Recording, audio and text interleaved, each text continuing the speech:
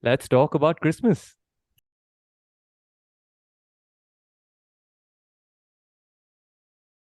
Welcome to the Thought Bistro podcast with Akhil and Vishrut as we deep dive into a variety of interesting and thought provoking topics. Join us as we explore the world of ideas and broaden our collective horizon. So, here's wishing all our viewers a very, very Merry Christmas. We thought, why not have a little special episode where we talk to you about Christmas and we explore the different ways and different traditions that people celebrate associating the term Christmas with around the world. So our tradition has been to watch Home Alone at home. What about yours, Vishal? So for us in Calcutta, actually Christmas is a huge deal. We have a very Christian influence in Calcutta. We've had this for a long time. So we have, decorated streets. There's lights all over the place. Think of Oxford Street, London, or Regent Street, London. You see street lights all over the place. So Calcutta is full of street lights. 24th night is huge. We have these sports clubs in Calcutta. So all over the place, there's 24th night celebrations. There is Christmas lunch at every single club, which is packed, and people come in their finest outfits. You have that winter sun hitting just right. Everywhere there'll be decorations and carols. Caroling starts a week in advance. So Calcutta does Christmas big style. I don't know how the rest of India does it, but we in Calcutta do Christmas big style. I think India has been embracing Christmas really well. And since our birth, every year, year after year, it's just a little more, a little more, a little more. And now it's a full-fledged festival, even in India. So I think for me, at least, it's always been something because, as I said, here it's a big deal.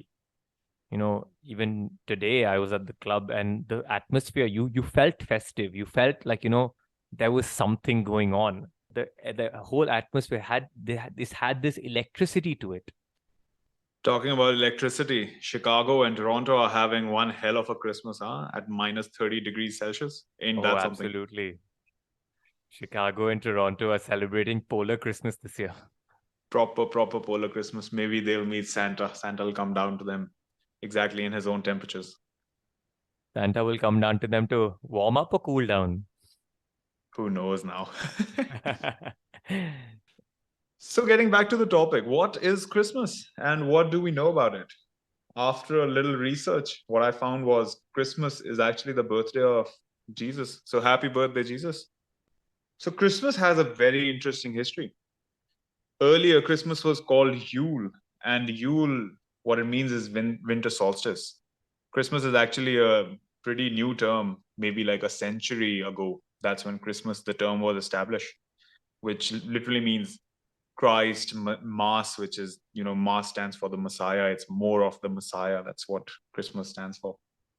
Yeah, I mean, for you think about it, you hear this term Yuletide, Yule, you hear the term Yule littered around a lot of Christmas stuff. So it makes sense that it was known as Yule.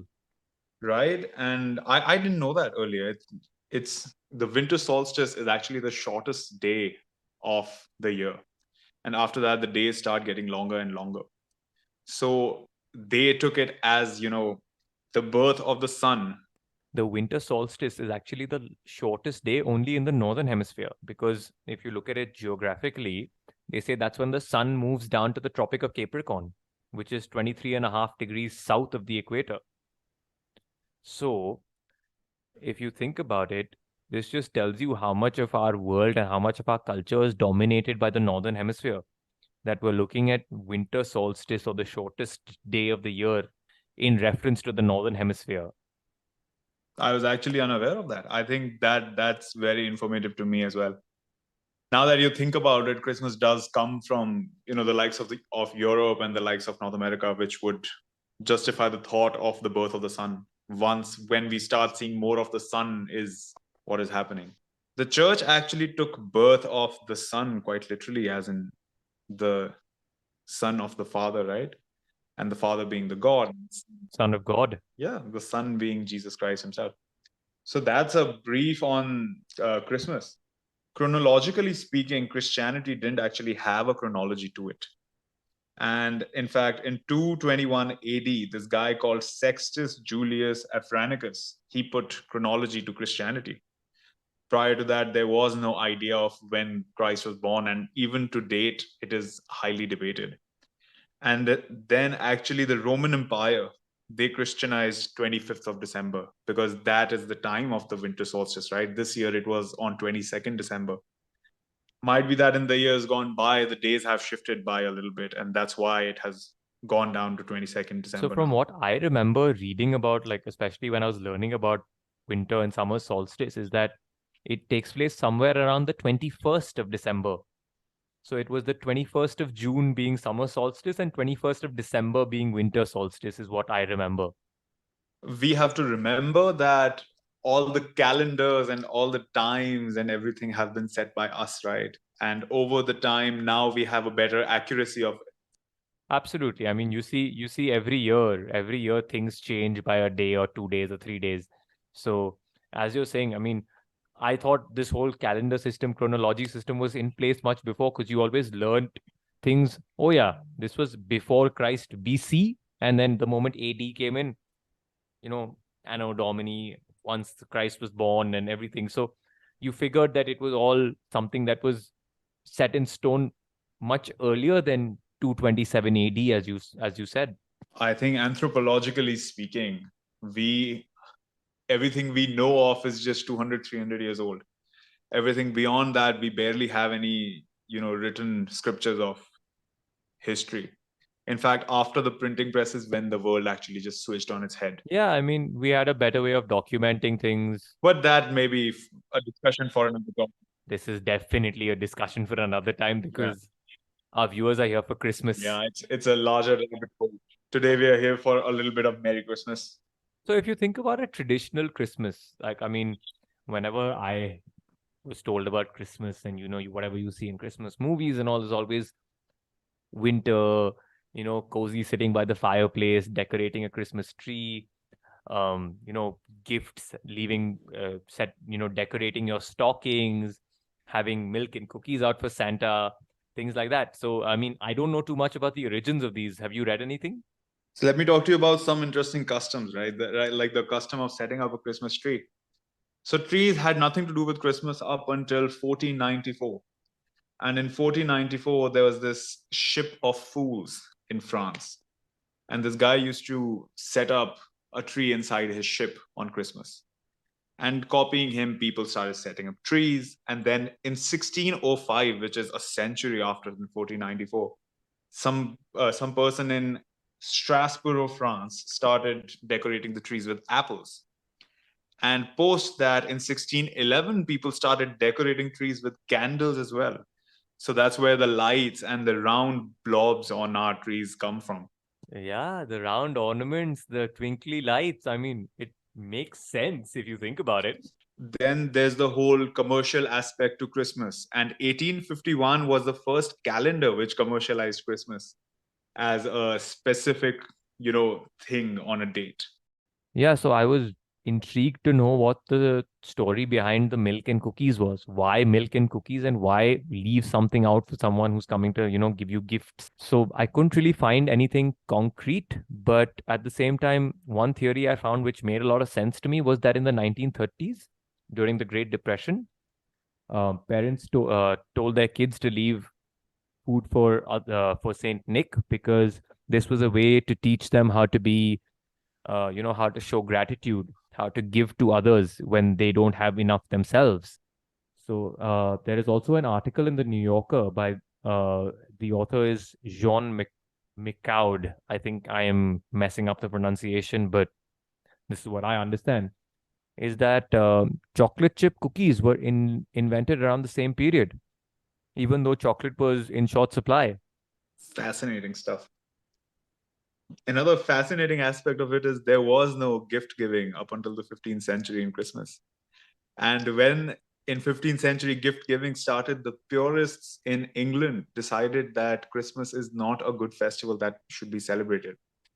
In Christianity, most of the fathers celebrate their birthdays when they pass away. So their passing is them getting a birth and them getting closer to God. And since that is the case, they do not believe that the birth of Christ should be celebrated. So up until the 18th century, then from 15th to the 18th century in several places in America as well as in Europe, there was a ban on celebration of Christmas. Then in the 19th century is when caroling actually started. And the Christmas carol started in England in the 19th century. So in fact, I was reading a lot about you speak about Europe and America, and there were some traditions of Northern Europe, especially like Netherlands, Belgium, Norway, which I find really interesting. So coming back to this whole thing of leaving food out, Norse mythology sets that children leave food out in the hopes that Odin, the most important Norse god, would stop by during his travels, leaving gifts in return. So the theory goes that he had an eight-legged horse called Sleipnir. So they used to leave food for Sleipnir, thinking that Sleipnir would be tempted by the food. And in return for the food, Odin would leave gifts. And this tradition continues because children believe that, this whole thing about Rudolph the Red-Nosed Reindeer, who we say Santa's sleigh is pulled by reindeers. Children in Europe believe that Santa's sleigh is not pulled by reindeers, but by horses. So there is even that theory that floats around. Can you imagine? Can you imagine relating fried chicken and Christmas? Would you believe that if I told you that in Japan, Christmas is associated with Kentucky Fried Chicken? Colonel Sanders is looked at as Colonel Santa. My God, that I had no idea. In 1974, when KFC was just coming into Japan, they launched this campaign known as Kentucky for Christmas. And since then, KFC has become the Christmas staple for Japanese people. They had this saying in Japanese when you say Kentucky for Christmas, it says Kurisu Masu Niwa Kentucky. And it spawned a national tradition, which was KFC for Christmas. I laughed when I read that, but yeah, I guess, there's different things around the world. Do you know another widely known fact is that Santa before the 1930s used to be in all different colors. He used to be green, he used to be blue, he used to be black. And in 1930s, Coca-Cola ran a worldwide advertisement campaign in which Santa was portrayed in Coca-Cola colors. Are you seriously saying Santa was not always red and white? Yeah, that's like there have been numerous talks about this topic. In fact, Coca-Cola has an official statement out in which they've tried to defend themselves, but it's really nothing they need to defend. It worked really fanatically well for themselves. So speaking of Santa, this whole thing of, be good or Santa won't give you gifts. This whole theory that Santa's watching whether you're naughty or nice. Santa Claus is coming to town. So in Austria, and in fact, this is a tradition with links Austria, Netherlands, Belgium, and the sorts. There is this tradition of bad Santa. So the bad Santa is known as Krampus, and I think this was referenced in The Office. Oh yeah, for the Office viewers out there's this episode where Dwight actually sets up the Christmas party in a German style. And in the German style, it's about this bad Santa, and he has this stick in his hand where he's trying to whack everybody, good or bad. So it was a fun episode to watch. Maybe you get a deeper insight into the German culture. Yeah, so in fact, this is a tradition that's not only set by Dwight, but this is a tradition that dates back to the 12th century, where children in Germany would hear whispers of a dark-haired creature with fangs and horns carrying sticks to swat naughty children. Can you imagine a more stark contrast to someone in red and white with a big white beard saying ho ho ho and coming down your chimney to leave you gifts? I mean, that is just the starkest contrast possible. I think that's just the German way of doing things. So, in fact, in Italy, there is this legend of the Christmas witch called Belfana. So, Belfana, the Christmas witch, was an old woman who in Italy fills their stockings with candy and leaves them presents if they're being good. So they don't have this concept of Father Christmas. They have this concept of a witch. And this witch doesn't just leave them gifts, but leaves them wine and local delicacies. Oh, that sounds like a very fun Christmas. That's a better Christmas than candies, honestly speaking. Yeah, I mean, it's so interesting to see the different ways that people celebrate Christmas. So we were talking about the date, right, with winter solstice.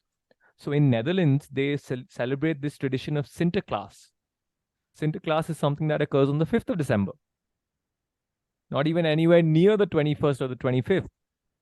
And in the tradition of Sinterklaas, Dutch children place their shoes by the fire instead of stockings, saying that Sinterklaas will fill them with gifts. And here there are carrots that are again left for Sinterklaas's horse.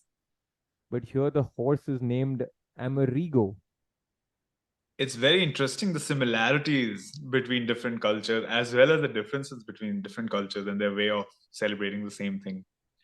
Actually, the concept of Santa Claus also started being celebrated from this Christmas poem. It's called It Was a Night Before Christmas in the US, and it's called Coming of St. Nicholas in Europe. And post this poem, there is this thing called the feast day, and the feast day is supposed to be the 6th of December. So some countries in Europe will celebrate the gift giving traditions on the 6th of December, or as you said, on the 5th of December. That might have another derivation from the same concept. A lot of countries in Europe will celebrate it on the 24th night as the Christmas Eve night when the gifts will be exchanged, while in North America, it's celebrated as the 25th morning. Again, there is like these little differences, but they're all celebrating the same thing in a very similar manner. Yeah, man, that sounds like, we have this one set storyboard template, and every person has taken their own liberties to fill their own, little intricacies here and there.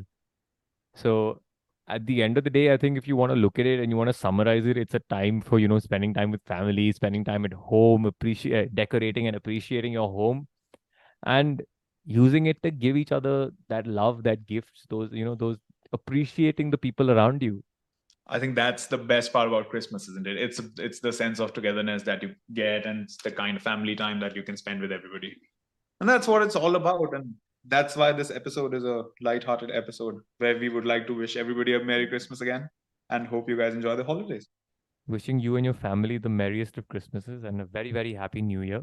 And yeah, we hope you enjoyed this little opinion piece, digging piece. I don't know how to put it, but yeah, it's something we thought was interesting, and we decided this just this morning. So excuse us if we've gotten any facts wrong, but we hope you enjoyed it, and we'd love to have a discussion with you about any of the things we've spoken about on Twitter or Instagram. So please come in contact with us there. Until next time, see you. Thanks for tuning in to another episode of the Thought Bistro podcast. I hope you enjoyed today's conversation and were able to learn something new. If you liked the episode, please be sure to subscribe to our show and leave a review on your favorite podcast app. You can also follow us on social media. Our Instagram and Twitter handles are available in the show notes. Thanks again for listening, and we shall see you in the next one.